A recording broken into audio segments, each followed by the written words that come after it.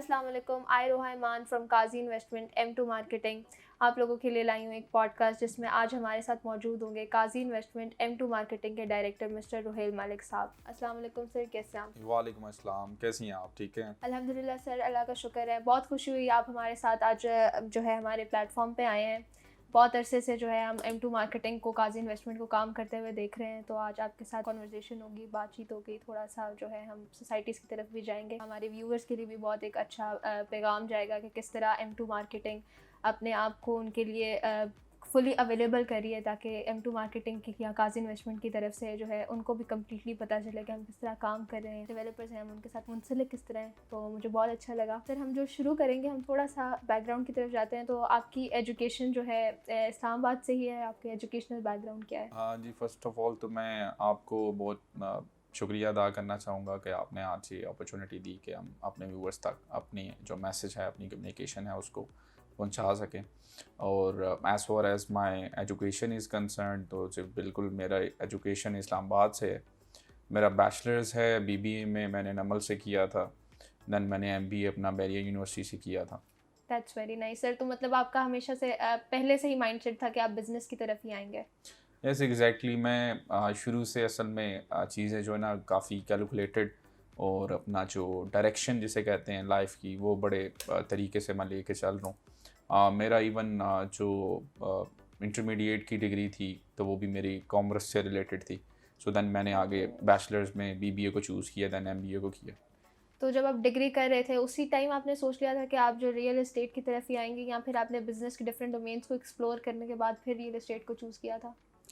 Actually इसमें यूँ है कि देखें, यूनिवर्सिटी लाइफ के अंदर जितने भी स्टूडेंट्स हैं, मोस्ट ऑफ देम तो ये चीज़ सोचते ही नहीं कि हमने बाहर निकल के अभी काम करना है, कोई चीज़ हम देखेंगे। तो मैं खैर यूनिवर्सिटी टाइम से ही ये चीज़ सोचता होता था कि कौन सा काम किया जाए, जॉब की जाए तो कौन सी की जाए, बिज़नेस किया जाए तो कौन सा किया जाए। तो देन मेरे पास जो कंक्लूजन हमेशा से ये जो है निकलती आई कि मैं जो जॉब से एक माइंडसेट होता है, वो जॉब का माइंडसेट नहीं था शुरू से। लाइक मैंने ट्राई की, मैंने बहुत सारी जगहों पे उस टाइम यूनिवर्सिटी टाइम में इंटर्नशिप्स की, गवर्नमेंट की इंटर्नशिप भी मैं लेके गया। लेकिन एक वो जो अर्ज होती है to grow, to do something, तो वो हमेशा आपको डिफरेंशिएट करती है दूसरे लोगों से। तो तब से ही जो मैंने खैर ये फिर बहुत सारा मैंने ये भी एनालिसिस किया कि कौन सी ऐसी फील्ड है जिसमें ग्रोथ के चांसेस अच्छे हैं, और एक ऐसी फील्ड जिसमें एक रिस्पेक्टेबल फील्ड भी हो। तो मैंने डिफरेंट फील्ड्स का एनालिसिस किया। फिर मेरी डिग्री क्योंकि बिज़नेस से रिलेटेड थी, तो शौक बिज़नेस का था। तो काम कुछ ऐसा करना था जिसमें सेमी बिज़नेस टाइप हो, कि आप जॉब भी करें तो वो इट्स काइंड ऑफ बिज़नेस हो। तो उसमें मैंने डिफरेंट खैर देखी, मैंने ट्रैवल एजेंसीज़ को भी स्टडी किया। मैंने डिफरेंट जो मार्केटिंग कंपनीज़ हैं, डिफरेंट प्रोडक्ट्स को मार्केट करते हैं, उनको मैंने उनके मॉडल्स वगैरह स्टडी किए। Then I come to the conclusion के जो पाकिस्तान है, इसमें एक फ़ील्ड ऐसी है जिसमें ना तो कभी इन्वेस्टमेंट्स ख़त्म हो सकती हैं, और ना ही लोग अपनी उस चीज़ में हैबिट्स बदल सकते हैं, बाइंग बिहेवियर जो लोगों का होता है। तो वो then I came to know कि वो एक रियल स्टेट ही ऐसी फील्ड है। क्योंकि आप देखें, अगर हम गांव के इलाके में भी चले जाएं तो वहाँ पे भी सबसे बड़े जो चौधरी होते हैं, जो बड़ा जिसको तसव्वुर किया जाता है, वो उसको उसकी ज़मीन के हिसाब से किया जाता है, और वहाँ पे भी लोग कोशिश करते हैं कि हम प्रॉपर्टी ही बाय करें सेविंग्स में। तो एक कल्चर में भी एक चीज़ ना वो अंदर अडॉप्ट की होती है शुरू से। तो वो उस चीज़ों को देख कर मैंने फिर ये रियल स्टेट का फ़ैसला किया था कि मैं रियल स्टेट की फ़ील्ड को ही परस्यू करूँगा आगे। तो सर M2 मार्केटिंग के बिहाइंड भी फिर आपका यही विजन था? M2 मार्केटिंग के बिहाइंड जो विज़न था वो थोड़ा डिफरेंट था। उसमें ये था कि मैं हमेशा से ये चीज़ सोचता आया, क्योंकि मेरे जो बाहर मेरे रहने वाले रिलेटिव्स हैं वो बहुत ज़्यादा हैं। लाइक मैं क्योंकि बेसिकली पंजाब से हूँ, और पंजाब के एरियाज़ में यू नो वेरी वेल कि वहाँ पे अगर एक घर है तो उसमें 4-5 फ़र्द ज़रूर बाहर होते हैं, बाहर बाहर से की होता कंट्री है। में। तो वो शुरू से एक गैप देखा मैंने कि वो लोग जो बाहर होते हैं वो कट जाते हैं पाकिस्तान से। उन्होंने कोई भी काम करना हो, कोई भी चीज़ लेनी हो, तो उनको पाकिस्तान में, इवन अगर प्रॉपर्टी में अगर इन्वेस्ट करना हो तो वो तो बहुत ज़्यादा मुश्किल हो जाता है। मुश्किल आ जाता है, फिर ट्रस्ट इश्यूज भी उनको बहुत ज़्यादा आ जाते हैं। ट्रस्ट इश्यूज़ बहुत ज़्यादा आ जाते हैं यहाँ पे। उसकी रीज़न्स हैं यहाँ पे क्योंकि इदारे उस तरह से इस्टेब्लिश नहीं, एस्टैब्लिश हम नहीं अभी होते। भी पाकिस्तान एक ग्रोइंग फ़ेज़ के अंदर है। तो अभी ये डेवलप नहीं हुआ, तो जिस तरह से ऐसी एक फ़ेज़ होती है उसमें फिर चांसेस भी ग्रोथ के उतने ही ज़्यादा होते हैं बनिस्बत एक डेवलप जो कंट्री होती है उससे। But let's come to the point कि जो इसका विज़न था, विज़न बेसिकली इसका यही था कि जो ओवरसीज़ पाकिस्तानी हैं उनको कैसे एक फैसिलिटेट किया जाए कि वो पाकिस्तान में, इस्लामाबाद में, लाहौर में, कराची में, पेशावर में वो इन्वेस्टमेंट कर सकें और एक ऐसे चैनल के थ्रू कर सकें कि जो उनकी इन्वेस्टमेंट की रिस्पॉन्सिबिलिटी भी ले रहा हो कि आपके पैसे जो हैं वो महफूज हैं हमारे थ्रू अगर आप इस चीज़ में इन्वेस्टमेंट करवाते हैं। फिर ओवरसीज़ को उनके पास घर घर उनके हर एक प्लेटफॉर्म पे उनकी आंखों के सामने वो प्रोडक्ट्स लेके आना, वो प्रोजेक्ट्स लेके आना जो उनकी नीड्स को भी फुलफ़िल करे। तो मेन मकसद जो था वो यही था कि एक ऐसा इदारा बनाना जिसमें चाहे वो ओवरसीज़ पाकिस्तानी हो या लोकल पाकिस्तानी हो, उनको हम लोग फैसिलिटेट करें अपनी सर्विसेज के थ्रू, अपनी फैसिलिटीज़ उनको ज़्यादा से ज़्यादा हम प्रोवाइड करें। अच्छा सर, तो ये काज़ी इन्वेस्टमेंट और M2 का एक दूसरे के साथ मुंसलिक होने की जर्नी या एक इनकी कोलैबोरेशन की जर्नी किस तरह शुरू हुई थी? ये बहुत इससे कह सकते हैं कि बहुत सारे लोग हमसे ये सवाल भी करते हैं। बिल्कुल। मेरे अपने बहुत सारे ऐसे क्लाइंट्स हैं जिन्होंने फ़र्स्ट टाइम मुझसे यही सवाल किया था कि what's the difference between quasi investment and M2 marketing. तो इसमें डिफरेंस सिर्फ नाम का है। काज़ी इन्वेस्टमेंट क्योंकि हमने जब स्टार्ट में यूके से स्टार्ट लिया था तो वहाँ पे रोड शोज़, एक्सपोज़ और ये सारा कुछ जब करवा रहे थे तो काज़ी इन्वेस्टमेंट के नाम से वहाँ पे कंपनी रजिस्टर्ड करवाई थी। बट जब हमने पाकिस्तान मूव किया तो हमने कहा यार पाकिस्तान में भी हमारी रूट स्ट्रांग होनी चाहिए। तो यहाँ पे हम काज़ी इन्वेस्टमेंट्स के नाम से, असल में इन्वेस्टमेंट्स के नाम से आप कंपनी रजिस्टर्ड नहीं करा सकते रियल एस्टेट की SECP के अंदर। तो जिसकी वजह से हमें फिर इसका नाम हमने सोचा और उसमें हमने ये सोचा कि कैसा नाम रखा जाए जो ईज़ी भी हो, रिकग्नाइजेबल भी हो और फिर उसको एक ब्रांड के तौर पे हम जो है वो रिप्रेजेंट करें। तो इसलिए इसका नाम फिर हमने M2 मार्केटिंग के नाम से लेके चले। ठीक है सर, तो फिर आप जो है शुरू और जब आपने किया उसकी रीज़न ये थी कि आप पाकिस्तान में जो है अब्रॉड से इस वजह से आए कि जो आपकी प्रॉपर्टीज़ होती हैं वो पाकिस्तान में ज़्यादातर थी, तो आप प्रॉपर जो है गाइडेंस एक चैनल प्रोवाइड कर सकेंगे। कोई पाकिस्तान में आप उनका आता है तो आप उनको प्रॉपर लोकेशन वगैरह भी विज़िट करा सकें।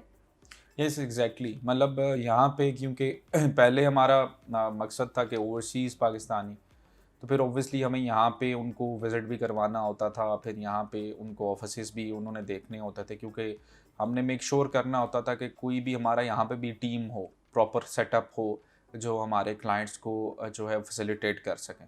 तो इसलिए यहाँ पर जो है वो हमने अपनी फुटप्रिंट स्ट्रॉन्ग करने के लिए M2 मार्केटिंग के नाम से ये कंपनी जो है ये ब्रांड रजिस्टर्ड करवाया।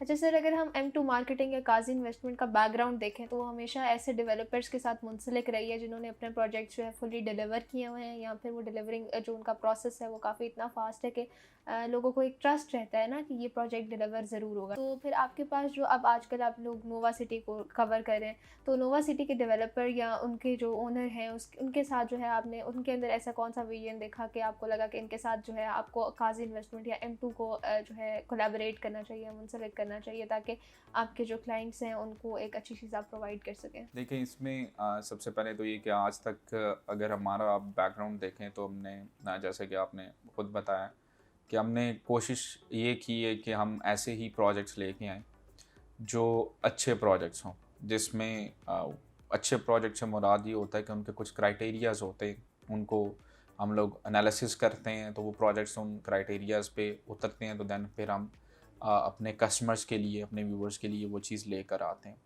एज़ फार एज़ ये कि हमने नोवा सिटी के अंदर जो है वो क्यों अभी इसको चूज़ किया और उसको क्यों लेकर आए, बल्कि मैं यूँ कहूँगा कि नोवा सिटी जो है उन्होंने हमें अभी अपॉर्चुनिटी दी कि हम उनको ओवरसीज़ पाकिस्तानियों तक लेकर जाएं। उन्होंने हम पे ट्रस्ट किया और हमने नोवा सिटी की मैनेजमेंट पे ट्रस्ट किया और उसमें मेन रीज़न जो थी वो ये थी कि इनके अगर डेवलपर का आप बैकग्राउंड देखें तो वो बैकग्राउंड अच्छा है।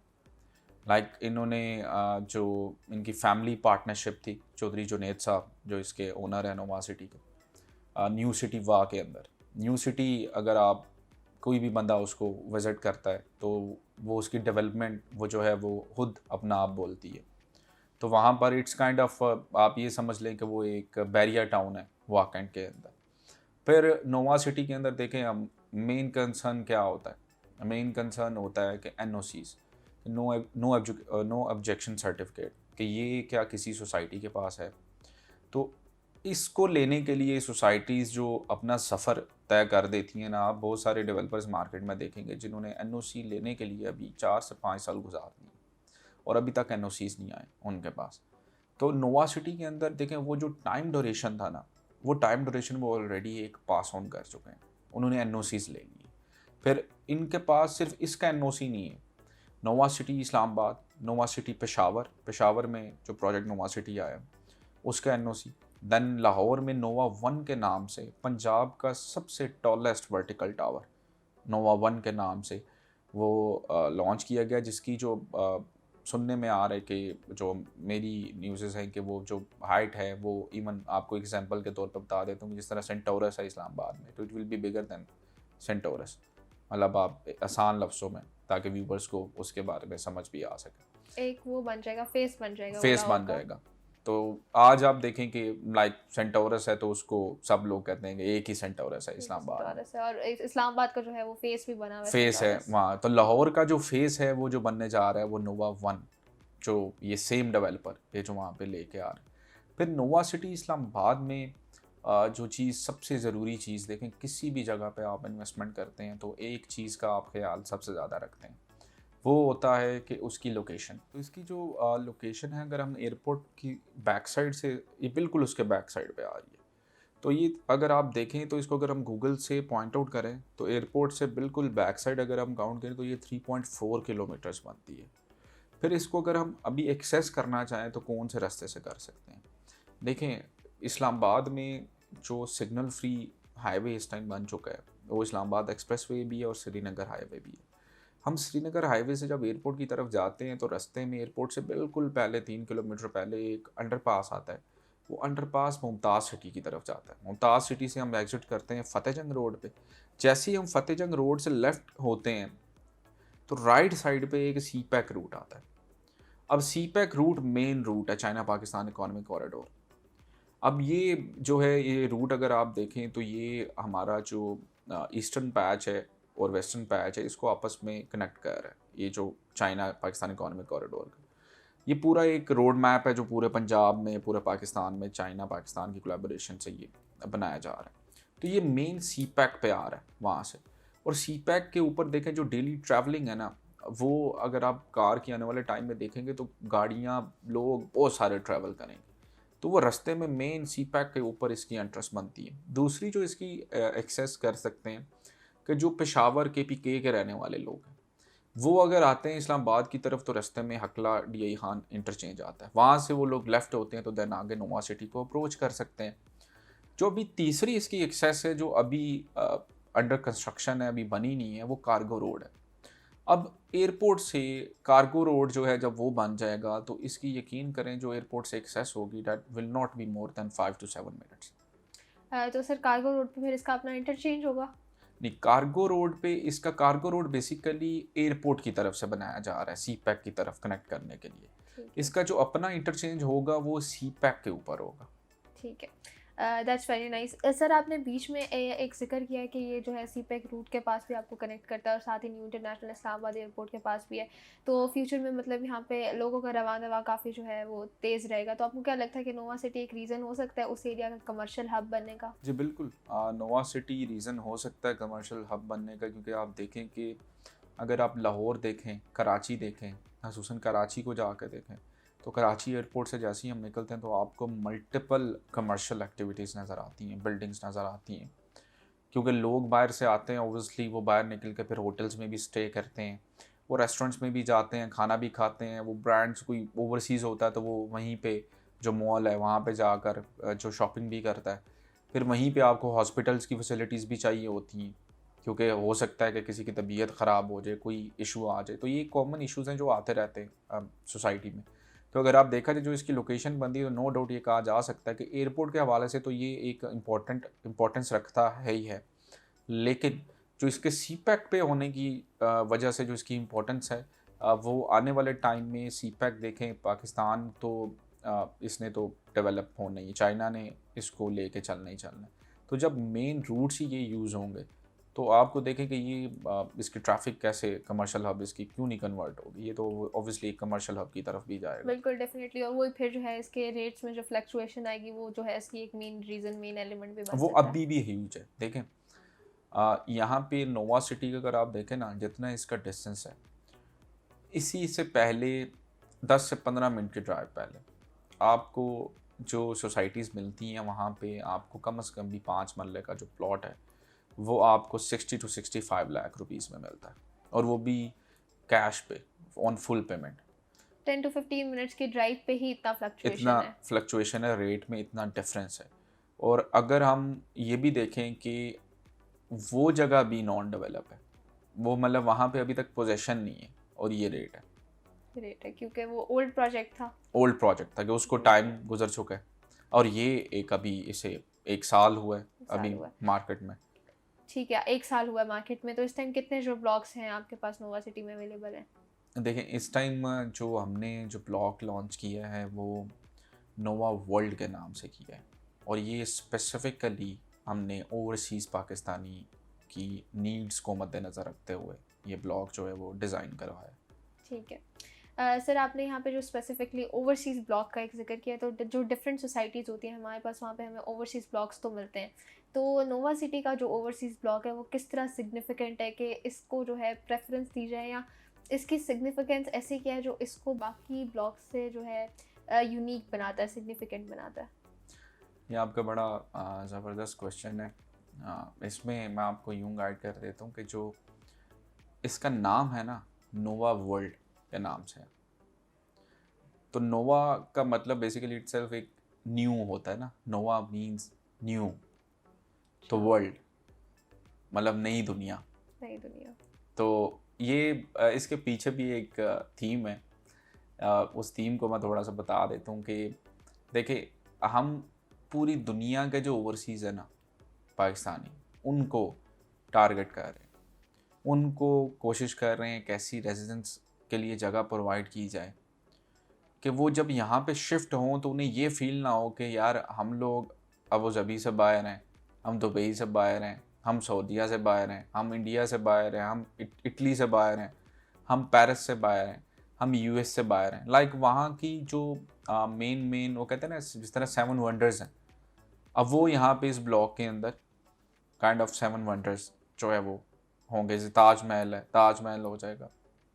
पेरिस में रहने वाला बंदा, उसके लिए क्या ब्यूटी है, आईफल टावर, तो आईफल टावर जो है वो यहाँ पे बना दिया जाएगा ताकि वो लोग वहाँ पे अपनाइयत फील करें रहते हो कि यार वी आर स्टिल, हम उसी कंट्री के अंदर हैं। और फिर फैसिलिटीज़ भी उसके अकॉर्डिंग ही होंगी जिस तरह उनका लिविंग स्टैंडर्ड होता है। यस, उनके लिविंग स्टैंडर्ड के अकॉर्डिंगली फैसिलिटीज़ डिज़ाइन की गई हैं, जिसमें आपके जो पार्क्स हैं, पब्लिक पार्क्स, वो काफ़ी बड़े रखे गए हैं, और कोशिश ये की गई है कि उसको हर ब्लॉक के अंदर सब सेक्टर सॉरी में। सर, मैं आपको यहाँ पे कट करी हूँ।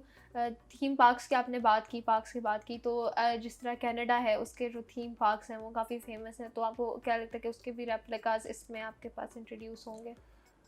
बेसिकली हम रेप्लिकेट नहीं कर रहे, हम आप ये समझ लें कि जो हमारी जितनी भी मीटिंग्स हुई हैं नोवा सिटी की मैनेजमेंट के साथ, हम अपग्रेड कर रहे हैं। हम लाइफस्टाइल को रेप्लिकेट नहीं कर रहे, हम लाइफस्टाइल को अपग्रेड कर रहे हैं। तो there is a difference between both of them. तो हम नो डाउट आइडियाज़ ज़रूर ले रहे हैं बाहर से, डिफरेंट कंट्रीज से, लेकिन उनको अपग्रेड करके यहाँ पे उनसे बेहतर जो है वो फैसिलिटीज़ यहाँ पे प्रोवाइड करेंगे।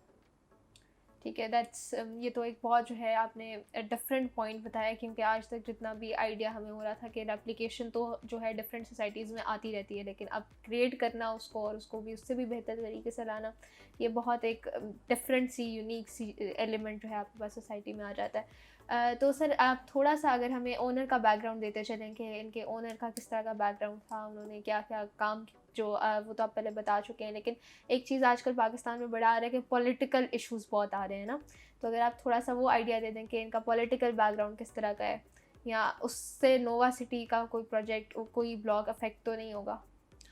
देखिए, पाकिस्तान जैसी कंट्री के अंदर सबसे पहले तो पॉलिटिकल सिचुएशंस को अगर हम देखते हैं तो आप मैं सबसे पहले चीज़ ये क्लियर करना चाहूँगा कि अगर आप ज़्यादा नहीं, मैं क्योंकि हमारी मोस्टली जो जनरेशन अभी इन्वेस्टमेंट करती है वो उनको याद होगा 2001 से लेकर 2022 का टेन्योर 20-22 साल। इसमें तकरीबन आपकी 4 to 5 गवर्नमेंट्स चेंज हुई हैं, लेकिन किसी सिंगल गवर्नमेंट में ये नहीं हुआ कि आज 2001 के अंदर किसी ने कोई इन्वेस्टमेंट की थी प्रॉपर्टी में और आज 2022 में उसके प्लॉट की कीमत जो है वो वही है जो 2001 में थी।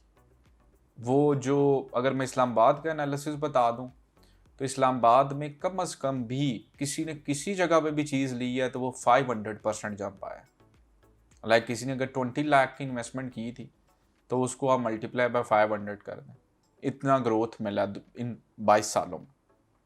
फिर जहाँ तक चौधरी जुनेद साहब का ताल्लुक़ है तो देखें, क्योंकि मैं ख़ुद भी एक बिज़नेस कर रहा हूँ, तो एक बिजनेसमैन का जो ताल्लुक़ है वो सब पॉलिटिकल पार्टी से होता है।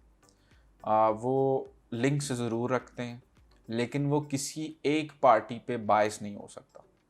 जो जुनेद साहब हैं उनके लिंक्स ज़रूर होंगे, वो सारे बिजनेसमैन के होते हैं, लेकिन वो किसी भी एक स्पेसिफिक पार्टी के लिए बायसनेस नहीं रखते। तो ये एक पॉजिटिव चीज़ है क्योंकि मार्केट में ऐसे बहुत सारे डेवलपर्स हैं जिनके प्रोजेक्ट गवर्नमेंट चेंज होती है तो बाज़ औक़ात अच्छे हो जाते हैं, बाज़ औक़ात बुरे हो जाते हैं। तो ये एक न्यूट्रल आप ये कह सकते हैं कि एक प्रोजेक्ट है। सर, जितना मुझे आपकी बातों से आइडिया हुआ है कि डेवलपर जो ओनर हैं इसके वो भी बहुत स्ट्रॉन्ग है, लेकिन सिर्फ हमारे व्यूवर्स के लिए मैं एक चीज़ जो है आपकी तरफ से चाहती हूँ कि आप उनको थोड़ा सा क्लैरिफाई कर दें कि एक जो बहुत मेजर इशू आता है वो फ्रॉड का या कब्ज़ा माफिया का आता है। अक्सर हमने बहुत बड़े बड़े नाम भी, मैं नाम नहीं कोट करूँगी, लेकिन हमने बहुत बड़े बड़े नाम भी सुने हैं जिनकी सोसाइटीज़ में भी उनको ये इशू आता है। तो अगर आप उसको जो है थोड़ा सा क्लैरिफाई कर दें कि उसको चौधरी जुनेद साहब जो है किस तरह टैकल कर रहे हैं या वो किस तरह उसको बेटरमेंट की तरफ लेके जा रहे हैं। देखें, सबसे पहले मैंने अगेन कहा कि हम कोई भी प्रोजेक्ट लेते हैं तो उसका प्रॉपर एनालिसिस उसकी ये सारी चीज़ें देख कर करते हैं। जुनेद साहब का जहाँ तक ताल्लुक़ है तो देखें, उनकी जो लैंड है ना वो सारी की सारी उनके नाम पे है, नोवा सिटी के नाम पे लैंड मौजूद है। और एनओसी मिलने के बाद, क्योंकि जब आपके पास एनओसी तभी आता है जब आपके लैंड के डॉक्यूमेंट सारे कंप्लीट होते हैं, इसका प्रॉपर एक क्राइटेरिया एनओसी लेने के लिए, इतनी आसानी से नहीं आता। तो उनके यहाँ ना तो न्यू सिटी वाह में ऐसे कोई मसले थे, ना उनके यहाँ पे कोई ऐसे मसले हैं। अल्हम्दुलिल्लाह लैंड आप वहाँ पे चले जाएँ, कोई भी बंदा हमारी टीम के साथ कांटेक्ट करके विज़िट करना चाहता है नोवा सिटी की साइड, तो ही और शी इज़ मोस्ट वेलकम। वो जाए साइट देखे अपनी आंखों के सामने कि वहाँ पे लैंड इनके पास बहुत मौजूद है। मेरा ख़्याल ये है कि लैंड जो है इस टाइम आपकी अराउंड कोई 25,000 कनाल तक जो है वो इनके पास मौजूद है। सर, आपने काफ़ी जो है इसका ह्यूज लैंड बताया, तो आपके ख्याल में कि प्रोजेक्ट का डिलीवरी टाइम या स्पेशली जो आप अपना स्पेसिफिक जो आपने ओवरसीज़ ब्लॉक को फोकस किया है उसका डिलीवरी टाइम कितना होगा? देखें, जो ओवरसीज़ ब्लॉक है ना, इसको मुनफरिद इसीलिए किया गया है बाकी सोसाइटीज़ के ओवरसीज़ ब्लॉक से कि इसका डिलीवरी टाइम बिफोर जो इंस्टॉलमेंट प्लान कंप्लीट होगा वो होगा। अगर लेट सपोज इसका इंस्टॉलमेंट प्लान 3 इयर्स का है या 4 इयर्स का है, तो इसको बिफोर इंस्टॉलमेंट प्लान कंप्लीट होने से पहले आपके प्लॉट का पोजीशन आपको नोवा सिटी की मैनेजमेंट प्रोवाइड कर देगी। और उसके अंदर जो है डेवलपमेंट वगैरह उस टाइम तक वो कंप्लीट जो है देखें, इसका डेवलपर आप देखें कि मार्क्सन है। अब मार्क्सन इटसेल्फ एक नाम है, 1951 से वो पाकिस्तान में काम कर रहा है। आपके इस्लामाबाद की most of the development Marksans builder ने की हुई है। अब मार्क्सन अपना नाम अगर नोवा के साथ जोड़ा है तो वो उसकी डिलीवरी को भी मेक श्योर करेगा।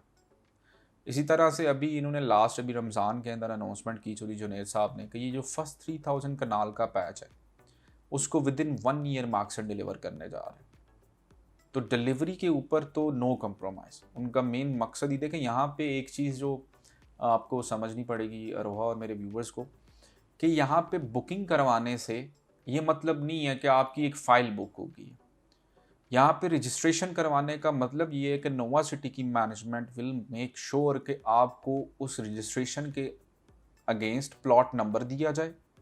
प्लॉट नंबर देने के बाद आपको उसका पोजीशन दिया जाए ताकि लोग यहाँ पे आबाद हो सकें, क्योंकि सोसाइटी की जो खूबसूरती है वो वहाँ पे आबादी को आबाद करने से है। खाली सोसाइटी बना देने से कोई भी सोसाइटी सक्सेसफुल नहीं होती। बिल्कुल ऐसी बात है। और इसमें आपने एक बहुत जो है ज़बरदस्त पॉइंट हाईलाइट ये भी किया हुआ है कि सिर्फ इन्वेस्टमेंट के लिहाज से नहीं, रेजिडेंशियल के लिहाज से भी, मतलब अगर कोई रहना चाहता है तो उस हिसाब से भी ये प्रोजेक्ट जो है वर्थ इट है। यस, ये वर्थ इट है। मैं इसको हमेशा इस तरह से लेता हूँ कि आप इसकी अगर आप लोकेशन देखें ना, तो आप इस्लामाबाद में बहुत सारी ऐसी जगहें हैं, लाइक मुझे याद है कि G11, G12, G13, G14, even G15, even दूसरी साइड पे बहुत सारे और डेवलपर्स के प्रोजेक्ट हैं। D17 हो गया, B17 हो गया। तो ये प्रोजेक्ट्स ऐसे प्रोजेक्ट्स हैं जहाँ पर एक टाइम था इसको बहुत दूर समझा जाता था इस्लामाबाद से कि यहाँ पे कोई भी नहीं रहेगा, और with in 5 years. Bahria DHA की भी अगर आप मिसाल ले लें तो हाँ, आप बहरिया को देख लें, जब वो आया था तो लोग कहते थे कि यार यहाँ पे कौन रहेगा, लेकिन आज लोग वहाँ पे तरसते हैं कि यार हमें कोई सस्ता घर मिल जाए। तो ये सेम केस अगर आप ये एयरपोर्ट वाला पैच देखें तो ये पिछले 5 साल में एयरपोर्ट वाला पैच तो बहुत ज़्यादा डेवलप हुआ है। यहाँ पे लोग मूव हुए हैं। पहले एक टाइम था श्रीनगर हाईवे पे ट्रैफिक नहीं होती थी, अगर आप अभी जाएँ तो आपको गाड़ियाँ नज़र आती हैं। सो इट्स वर्थ इट कि नोवा सिटी के अंदर कोई बंदा अगर प्लॉट ले रहा है तो वो यहाँ पे रहने के लिए भी इसको रखे। सर आपने बीच में एक पॉइंट हाईलाइट किया था, उसके बाद जो है हम कंक्लूजन की तरफ जाएंगे। आपने एक जिक्र किया था न्यू इस्लामाबाद का, तो ये न्यू इस्लामाबाद क्या है, इसका कॉन्सेप्ट क्या है? देखिए, बेसिकली इस्लामाबाद को तो जो पहले डिज़ाइन किया गया था वो मास्टर प्लान में, वो ज़्यादा बड़ा नहीं था। लाइक इतनी, वो कहते हैं ना कि इसको जस्ट वो डिज़ाइन किया गया था 5 जोन्स के अंदर। पहले 4 जोन थे, फिर 5 हो गए, तो जोन 1, 2, 3, 4, 5 इस तरह से। तो अब जो एग्जिस्टिंग जोन्स है ना, बेसिकली ये जोन्स के अंडर बायलॉज हैं। बायलॉज को फॉलो करके आपके सेक्टर्स, सोसाइटीज़, ये एरियाज़ जो है वो डेवलप किए जाते हैं। तो अब वो एरियाज़ जो है वो ऑलरेडी एक डेंस पॉपुलेटेड एरिया हो चुके हैं, जगह कंजस्टेड हो चुकी है। पॉपुलेशन आप देखें इस्लामाबाद की इस टाइम 2022 में जो अदादो शुमार हैं कि 1.2 मिलियन पॉपुलेशन जस्ट आपकी इस्लामाबाद की है। 12 लाख लोग इस्लामाबाद में रहते हैं। आपकी तकरीबन 2.2 मिलियन रावलपिंडी की है। ये इतना बड़ा, मतलब आप अब ये वो पॉपुलेशन है जो रजिस्टर्ड है। जो अनरजिस्टर्ड लोग हैं, जो डेली मूव करते हैं, जो घर में लोगों के जो है वो सर्वेंट्स रहते हैं, वो रजिस्टर्ड में नहीं आते। बिल्कुल, ये तो हम ट्रैफिक को देख के भी इस चीज़ का इस आइडिया चीज़ लगा को सकते हैं। आइडिया लगा सकते हैं आप। तो अगर देखें इतनी बड़ी आबादी है और फिर और मूव हो रही है। अभी 2040 तक इसकी जो आबादी है इस्लामाबाद की, ये मज़ीद बढ़ेगी। यहाँ पे जो पॉपुलेशन में जंप आने वाला है वो तकरीबन आपका 1.5 मिलियन टू 2 मिलियन की पॉपुलेशन है जो ऐड ऑन होगी। तो वो कहाँ पे जाएगी? उन्होंने फिर ऐसे ही एरियाज़ में जाना है, यहीं पे जा करेंगे। तो उसकी रीज़न है, देखें लोग इस्लामाबाद आते हैं, कुछ बिज़नेस करने के लिए आते हैं, कुछ जॉब करने के लिए आते हैं, कुछ पढ़ने के लिए आते हैं। तो जो पढ़ने के लिए आता है उसने भी अपनी फैमिली को मूव करना होता है। जो बिज़नेस करने के लिए आता है वो भी मूव करता है, और जो जॉब के लिए आता है वो भी अपनी इन दी एंड फैमिली को इस्लामाबाद में मूव कर लेता है। और फिर जो ओवरसीज़ पाकिस्तानी है वो जब पाकिस्तान आते हैं तो सबसे सेफेस्ट सिटी उन्हें इस्लामाबाद मिलती है, सिक्योर। तो उन्होंने भी मूव करना है तो अपनी फैमिली के साथ करना है। तो इसलिए इस्लामाबाद इस टाइम जो है ना वो बहुत ज़्यादा, आप ये समझते हैं कि एक हॉट स्पॉट बना हुआ है लिविंग के लिए। सर एक क्वेश्चन जो है मेरे जहन में वही आया था कि आपने बोला कि जो ओवरसीज़ होते हैं वो इस्लामाबाद की तरफ मूव करते हैं। बहुत सारे ओवरसीज़ क्लाइंट्स हैं जो डिफरेंट सिटीज़ में रहते हैं ना, लेकिन आप उनको जो है रिकमेंड करेंगे कि वो अपनी सिटी में ही इन्वेस्टमेंट करें या वो इस्लामाबाद में इन्वेस्टमेंट करें? उनको यहाँ पे जो अपॉर्चुनिटी की ग्रोथ है, जो इन्वेस्टमेंट की ग्रोथ है, उसका मार्जिन इधर इस्लामाबाद में कंपैरेटिवली डिफरेंट सिटीज़ से ज़्यादा किस तरह है? देखें, इसमें 2-3 पॉइंट्स हैं। एक तो ये कि जो डिफरेंट सिटीज़ के हमारे ओवरसीज़ पाकिस्तानी हैं, मैंने ये चीज़ देखी है कि वो लोग फिर भी कैपिटल में इन्वेस्टमेंट करना चाहते हैं। मतलब उनके दिल में किसी न किसी जगह पर ये बात मौजूद है कि हमने इस्लामाबाद में, पाकिस्तान के कैपिटल में कोई प्लॉट लेना है। दूसरी चीज़ ये कि यहाँ पर रेट ऑफ रिटर्न कैसे ज़्यादा है। मैं आपको इसकी एग्जांपल यूँ दूंगा कि आप देखें लाहौर के अंदर, कराची के अंदर सबसे ज़्यादा जो महंगा घर होगा वो कितने का होगा? आप मुझे बताएं अंदाज़न कितने का होगा? सबसे ज़्यादा महंगा घर हाँ 2 करोड़ तक का। लाइक आप 2 करोड़ कह रही, मैं ये कह देता हूँ कि सबसे महंगा विला लाहौर में, कराची में ज़्यादा से ज़्यादा 10 करोड़ से लेकर 15 करोड़ रुपए का। लेकिन आप अगर इस्लामाबाद में आते हैं, आप मारगला रोड पे आते हैं, तो आपको जो घर हैं यहाँ पे वो 70 से 80 करोड़ तक के भी हैं, जो रेजिडेंशियल यूनिट्स हैं घर। उसकी रीज़न देखिए, लाहौर प्लान्ड सिटी नहीं है, कराची प्लान्ड सिटी नहीं है, ऐसे ही है। इस्लामाबाद प्लान्ड सिटी है। बिल्कुल। जो प्लान्ड सिटी होती है उसके हमेशा जो रिटर्न्स हैं वो ज़्यादा होते हैं as compare to unplanned city के। ठीक है, तो उसके बाद जो हमारे पास न्यू इस्लामाबाद आ रहा है, जिस तरह हम उस तरफ शिफ्ट कर रहे हैं, तो वो भी प्रॉपर प्लानिंग के थ्रू, प्रॉपर चैनल के थ्रू है। हाँ जी बिल्कुल, उसकी देखें कोई भी प्रोजेक्ट वहाँ पे कोई भी डेवलपर लॉन्च करता है उन एरियाज़ में, वो कुछ चीज़ों को देख कर करता है। वो आने वाली पॉपुलेशन को भी देखता है, वो पब्लिक डिमांड भी देखता है, वो ये भी देखता है कि ट्रैफिक का इनफ्लो कितना है, कैसे वहाँ तक उसको आबाद करना है। तो आने वाला टाइम जो है, जो लोग अभी हमारे एग्जिस्टिंग जो इस्लामाबाद डेवलप हो चुका है इसमें मिस कर चुके हैं, इन्वेस्टमेंट नहीं कर सके, उनके लिए अभी ये वक्त है कि वो ऐसी सोसाइटीज़ की तरफ अपना फोकस करें ताकि फ्यूचर में उनके रेट्स भी जैसे हो जाएंगे। बिल्कुल सर, चलिए हम थोड़ा सा कंक्लूजन की तरफ आते हैं। अगर आप हमारे व्यूअर्स को काइंडली अगर बता दें कि वो किस तरह जो है नोवा सिटी का पार्ट बन सकते हैं, वहाँ इन्वेस्टमेंट कर सकते हैं, हमारे चैनल के थ्रू किस तरह कर सकते हैं, तो दैट वुड बी ग्रेट। देखें ये बहुत ज़्यादा इजी है, इसमें कुछ स्टेप्स हैं, बस उनको फॉलो करना है। सबसे पहले तो ये कि जो भी नंबर है हमारा कॉन्टैक्ट डिटेल्स, वहाँ पे वो कॉन्टैक्ट करें। वहाँ से आगे उनको जो हमारी टीम है, प्रोफेशनल टीम है, वो अप्रोच करेगी। कस्टमर ने डायरेक्ट कंपनी के अकाउंट में पेमेंट करनी होती है, वो चाहें तो हमारे काजी इन्वेस्टमेंट के अकाउंट में कर सकते हैं, वो चाहें तो नोवा सिटी डेवलपर्स के अकाउंट के अंदर डायरेक्टली पेमेंट कर सकते हैं, जो कि फैसिलिटी होती है कोई भी ओवरसीज़ पाकिस्तानी, उसके लिए ये फैसिलिटी है कि वो कंपनी अकाउंट में डायरेक्ट इन्वेस्टमेंट कर रहा है, ट्रांसफ़र कर रहा है अमाउंट। देन कुछ डॉक्यूमेंट्स रिक्वायर्ड होते हैं, वो जो भी हमारे रिप्रेजेंटेटिव होंगे उनसे वो डॉक्यूमेंट्स लेंगे, जिसमें एप्लीकेंट CNIC आ जाता है, नॉमिनी CNIC आ जाता है, एप्लीकेंट पिक्चर आ जाती हैं पासपोर्ट साइज़। देन नाइकॉप का होना मस्ट है क्योंकि ओवरसीज़ के लिए ये प्रोजेक्ट है। ईमेल एड्रेस, मेलिंग एड्रेस, ये कॉन्टैक्ट डिटेल्स, ये सारी डिटेल्स प्रोवाइड करके यहाँ पे उनका जो है फॉर्म वो फिल आउट करके उसको सबमिट करा दिया जाएगा। और उसके बाद जो है विद इन 30 वर्किंग डेज़ उन्हें जो है उनकी ऑफिशियल जो मेंबरशिप लेटर है वो उन्हें वो डिलीवर कर दिया जाएगा, वो जिस भी दुनिया में, जिस भी कोने में। ठीक है, और जैसे जो मेंबरशिप लेटर जो होता है वो उनके नाम पे होता है, उनका अपना होता है? हाँ जी, उनके नाम पे होता है, उनका अपना होता है। ये उनके नाम पर रजिस्ट्रेशन की बुकिंग करवाई जाती है। ठीक है, thank you so much sir, बहुत अच्छी हमारी कॉन्वर्जेशन हुई नोवा सिटी के बारे में भी, और उसके अलावा फर्दर जो आपने हमें गाइड किया। Thank you so much, it was really nice having you. Thank you so much. तो नाजरीन, हमारे साथ आज मौजूद थे काजी इन्वेस्टमेंट M2 मार्केटिंग के डायरेक्टर रोहेल मलिक साहब। उनके साथ हमने नोवा सिटी के हवाले से तमाम कॉन्वर्जेशन की, जिसकी इन्फॉर्मेशन जो है आप तक रिसीव हो चुकी है। इस पॉडकास्ट की सीरीज़ को हम कंटिन्यू करते हुए इंशाल्लाह नेक्स्ट एपिसोड जल्द आपके साथ लाएंगे, इंतज़ार कीजिएगा। This is Roha Iman signing of.